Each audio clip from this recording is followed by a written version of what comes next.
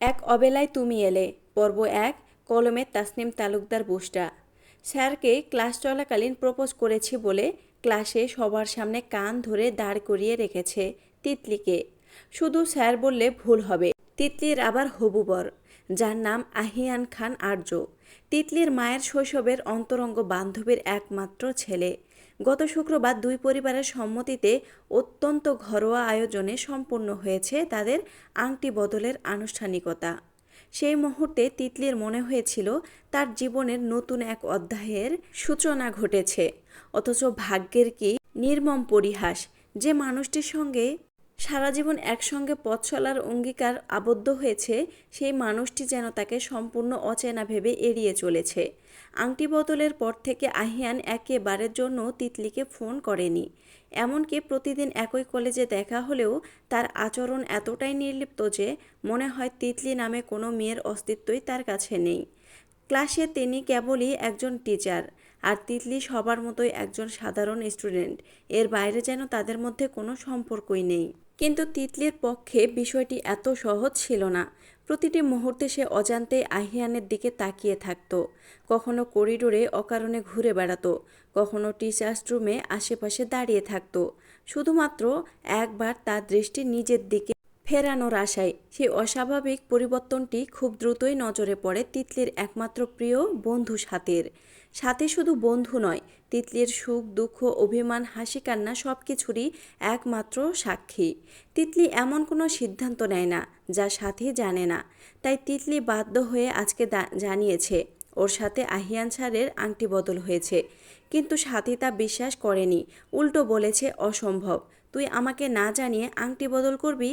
এটা আমি কোনোভাবেই বিশ্বাস করব না।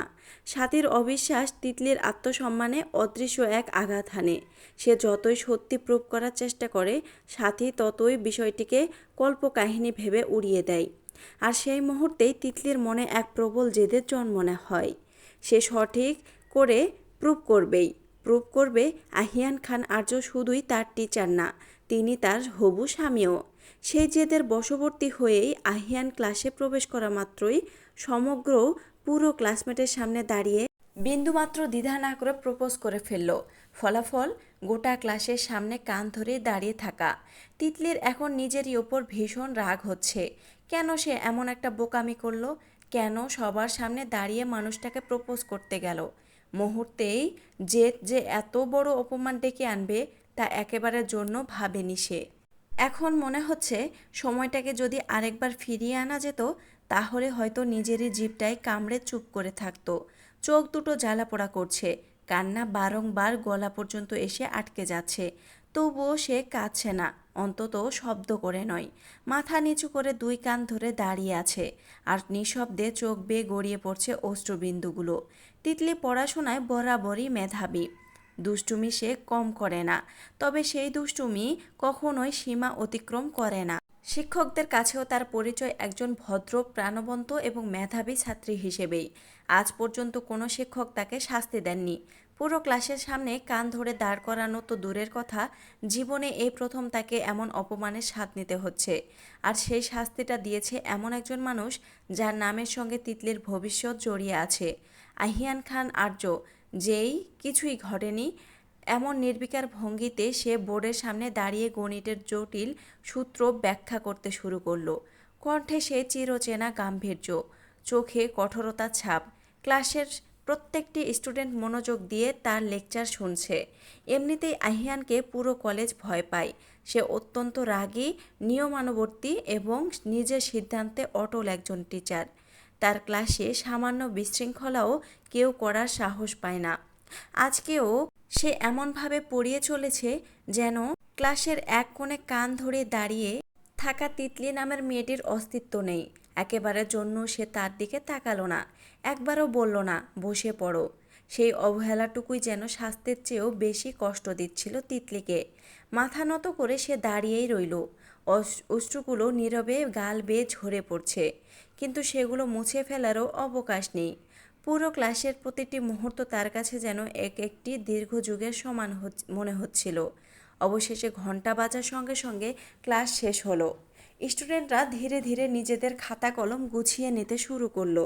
ঠিক তখনই আহিয়ান বোর্ড থেকে কলম নামিয়ে টেবিলের উপর রাখলো।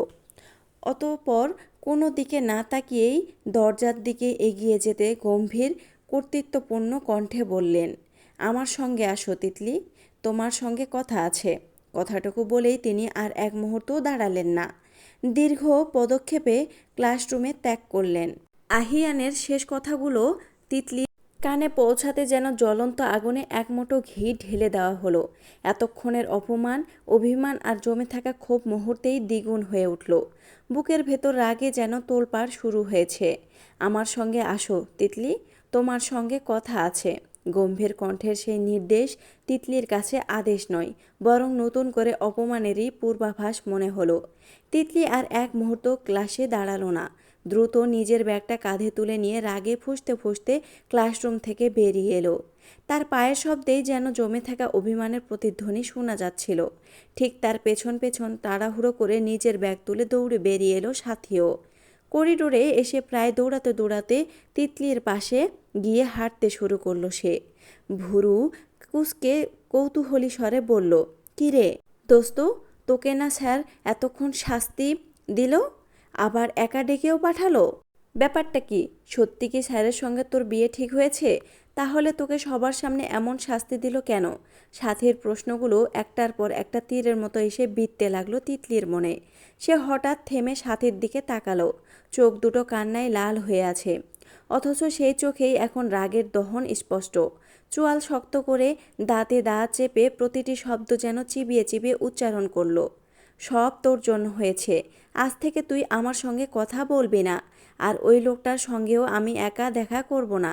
এত রাগ হচ্ছে আমার, মনে হচ্ছে সামনে যা পাবো সব কিছু ভেঙে চুরমার করে ফেলি। কথাগুলো বলে আবার দ্রুত হাঁটতে শুরু করলো সে। সাথী অবশ্য তিতলির রাগ সম্পর্কে ভালোই জানে। এই মুহূর্তে প্রতিবাদ করলে পরিস্থিতি আরও খারাপ হবে, সেটাও বোঝে। তাই গম্ভীর পরিবেশটা হালকা করার উদ্দেশ্যে মুখ ভরা দুষ্টু হাসি ফুটিয়ে বলল, আচ্ছা ঠিক আছে, রাগ করিস না, চল আজ তোকে আমি ফুচকা খাওয়াবো, আমার তরফ থেকে ট্রিট, যত খুশি খাস, রাগ সব উধাও হয়ে যাবে। তিতলি একবারও তার দিকে তাকালো না। তারপর গম্ভীর বিরক্ত কণ্ঠে শুধু বলল, লাগবে না। একটি মাত্র শব্দ উচ্চারণ করেই সে আরও দ্রুত পা বাড়ালো। পেছনে পড়ে গিয়ে হাঁপাতে হাঁপাতে সাথী চিৎকার করে উঠল, আরে দোস্ত, আমাকে নিয়েও যা, এভাবে একা একা চলে যাচ্ছিস কেন? তিতলি তখনও রাগে ফুঁসছে। বুকের ভেতর জমে থাকা অভিমান যেন কোনোভাবেই কমার নাম নিচ্ছে না। দ্রুত পায়ে হেঁটে সে কলেজের বিশাল মাঠের একপাশে দাঁড়িয়ে থাকা পুরনো বটগাছটির দিকে চলে গেল। দুপুরের নরম রোদে গাছটির ছায়া যেন পুরো প্রাঙ্গণটাকেই শীতল করে রেখেছে। অন্যদিকে সাথী এক মুহূর্তের জন্য তাকে একা ছাড়ল না। প্রায় দৌড়ে এসে তিতলির হাতটা শক্ত করে ধরে ফেলল। তারপর বলল, প্লিজ চল না, যান, ঝালমুড়ি খাই, দেখবি সব রাগ একদম উড়ে যাবে। তিতলি বিরক্ত হয়ে হাত ছাড়িয়ে নেওয়ার চেষ্টা করলো। বলেছি তো, কিছু খেতে ইচ্ছে করছে না। কিন্তু সাথীও নাছোড়বান্দা। তিতলির কথা যেন তার কানে ঢুকলই না। এক প্রকার জোর করেই তাকে টেনে নিয়ে গেল কলেজ গেটের পাশে বহু বছরের পুরনো সে ঝালমুড়ির দোকানটিতে। অগত্যা তিতলিও তার বাধা দিল না। মুখে অনীহা থাকলেও হাতে ধরা কাগজের ঠোঙা থেকে ধীরে ধীরে ঝালমুড়ি খেতে শুরু করলো। সাথী মাঝে মধ্যে ইচ্ছে করেই নানা হাস্যকর কথা বলছিল, শুধুমাত্র তার মুখে একটু হাসি ফুটানোর জন্য। এদিকে আহিয়ান নিজের কেবিনে এসে বসে তিতলির অপেক্ষা করছিল। কয়েক মিনিট কেটে গেল, তারপর আরও কিছুক্ষণ, কিন্তু তিতলির আসার কোনো লক্ষণ নেই। আহিয়ানের ভ্রু ধীরে ধীরে কুঁচকে উঠল। টেবিলের উপর রাখা কলমটি আঙুলের ফাঁকে ঘোরাতে ঘোরাতে দরজার দিকে একাধিকবার তাকালো। কোথায় গেল মেয়েটা? সে তো স্পষ্ট করেই বলছিল আসতে, তবুও এলো না। মুহূর্তের মধ্যে বিরক্তি নিয়ে ঠেকল রাগে।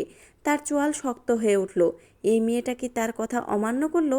এটাই প্রথমবার সে তিতলিকে কোনো কথা বলেছে, আর সেই কথারই অবাধ্য হওয়ার সাহস দেখিয়েছে। আহিয়ান ধীরে ধীরে চেয়ার ছেড়ে উঠে দাঁড়ালো। চোখে মুখে কঠোরতার ছাপ আরও গাঢ় হয়ে উঠেছে। নিজের কেবিন থেকে বেরিয়ে করিডোরে এসে চারপাশে একবার দৃষ্টি বুলালো। ঠিক তখনই তার দৃষ্টি গিয়ে স্থির হলো কলেজ মাঠের প্রাচীন বটগাছটির নিচে। সেখানে পাশাপাশি দাঁড়িয়েও নিশ্চিন্তে গল্প করতে করতে ঝালমুড়ি খাচ্ছে তিতলি আর সাথী। দৃশ্যটি দেখে আহিয়ানের বুকের ভেতর জমে থাকা বিরক্তি যেন মুহূর্তেই কয়েক গুণ বেড়ে গেল। একবার কপালের দুপাশে আঙুল বুলিয়ে নিজের রাগ সংযত করার ব্যর্থ চেষ্টা করল সে। তারপর দীর্ঘ নিঃশ্বাস ফেলে দৃঢ় পদক্ষেপে তাদের দিকে হাঁটতে শুরু করলো।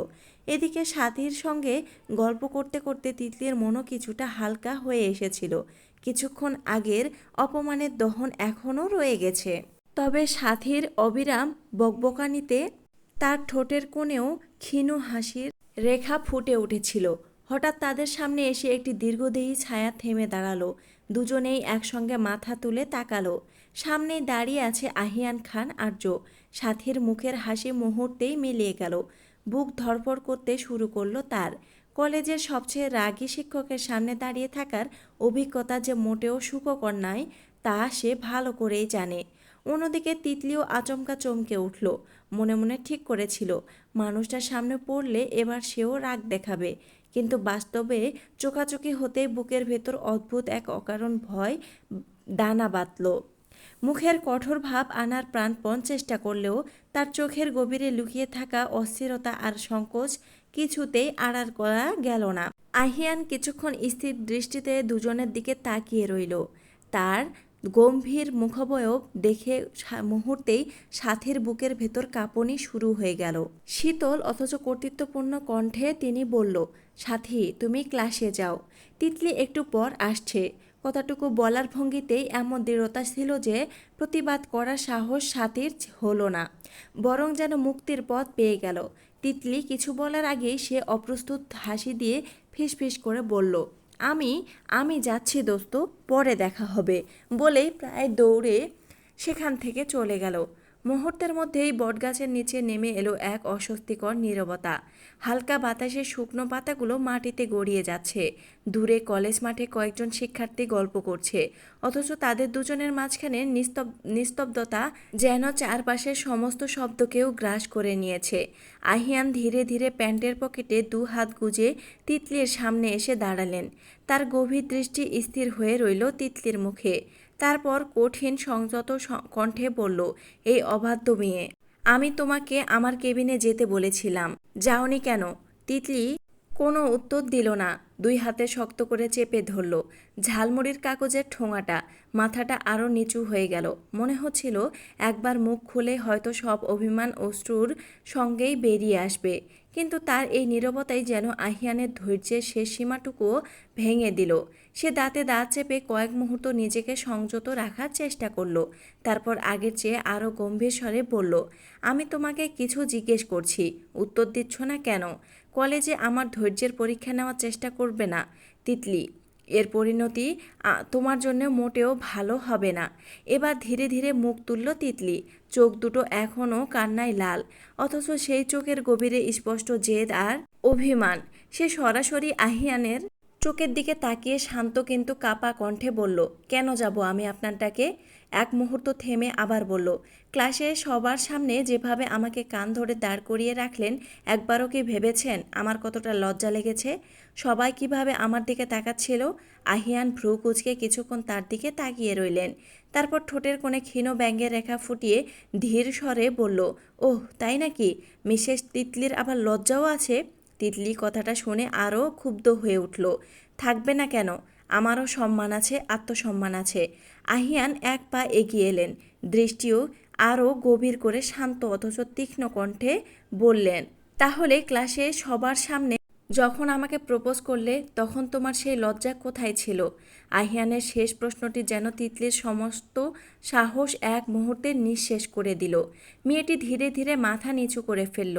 এখন মনে হচ্ছে তখনকার সেই জেদ সবই ছিল নিছক এক মুহূর্তের আবেগ। রাগের বশেই তো সে এমন একটা কাজ করেছে, অথচ আজ সেই ঘটনার কথা মনে হতেই নিজের উপরই অসহ্য রাগ হচ্ছে। ইচ্ছে করছে সময়টাকে যদি ফিরিয়ে আনা যেত, নিজের সেই বোকামের জন্য নিজেকেই যেন শাস্তি দিতে মন চাইছে। তিতলির নীরবতা লক্ষ্য করে আহিয়ান দীর্ঘশ্বাস ফেলল। মুখের কঠোরতা আগের মতোই অটুট থাকলেও কণ্ঠস্বর আগের তুলনায় খানিকটা সংযত। গভীর স্বরে বলল, শোনো মেয়ে, আমি আমার প্রফেশনাল লাইফ আর পার্সোনালি লাইফ কখনোই এক করতে চাই না। বিষয়টা আমার একদমই পছন্দ নয়। কলেজে আমি তোমার শিক্ষক, আর এই পরিচয়টাই সবার আগে। ব্যক্তিগত সম্পর্কের কারণে আমি আমার দায়িত্ব থেকে এক চুলো সরে দাঁড়াতে পারবো না। কিছুক্ষণ থেমে তিতলির দিকে গভীর দৃষ্টিতে তাকিয়ে আবার বলল, আমি তো জানি তুমি একজন মেধাবী ছাত্রী। শুধু ভালো পড়াশোনা করলেই একজন মানুষ পরিপূর্ণ হয় না। কোথায় কিভাবে আচরণ করতে হয়, কোন পরিস্থিতিতে কী সিদ্ধান্ত নিতে হয় সেই বোধ সম্মান গুরুত্বপূর্ণ। আবেগের বশে এমন কোনো কাজ করবে না যাতে তোমার সম্মান কিংবা ভবিষ্যৎ প্রশ্নের মুখে পড়ে। তার কণ্ঠ আরও দৃঢ় হয়ে উঠল। আজ যা হয়েছে সেটা আমি দ্বিতীয়বার দেখতে চাই না। ভবিষ্যতে এমন কিছু করলে শাস্তি পাবে, এটা মনে রাখবে। এক মুহূর্তের নীরবতার পর আইহানের দৃষ্টি গিয়ে পড়ল তিতলির হাতে ধরা ঝালমুড়ির ঠোঙার দিকে। ভ্রু সামান্য কুঁচকে বলল, আর এখন ঝালমুড়ি খাচ্ছ কেন? এই সময় তো তোমাদের ক্লাস থাকার কথা। যাও, ক্লাসে যাও। তিতলি কোনো উত্তর দিল না।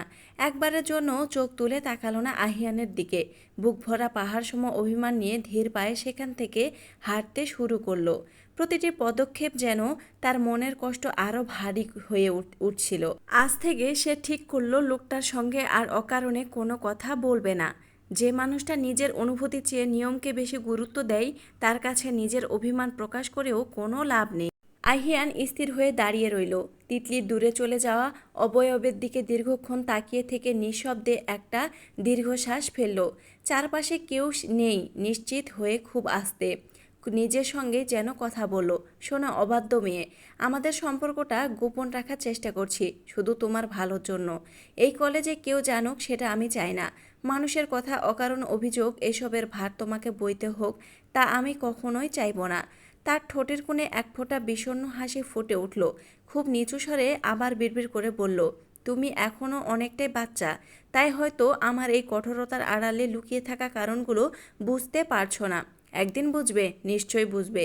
বটগাছের পাতার ফাঁক দিয়ে আসা বাতাসে তার সে কথাগুলো যেন মিলিয়ে গেল। দূরে হেঁটে যাওয়া তিতলি আর একবারের জন্য ফিরে তাকালো না। আহিয়ান পুনরায় বিড়বিড় করে বলল, এক অবেলায় তুমি আবার আসতে পারলে না?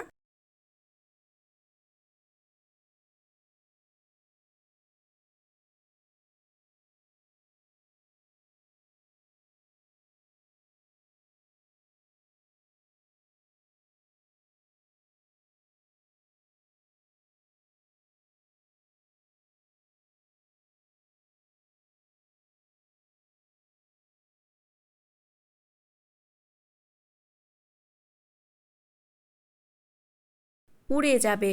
তিতলি বিরক্ত হয়ে হাত ছাড়িয়ে নেওয়ার চেষ্টা করলো।